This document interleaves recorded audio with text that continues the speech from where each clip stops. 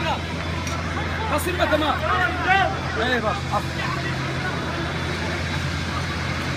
Gel sokaktan karıyla. Ya onun hakkım yok. Daha sen.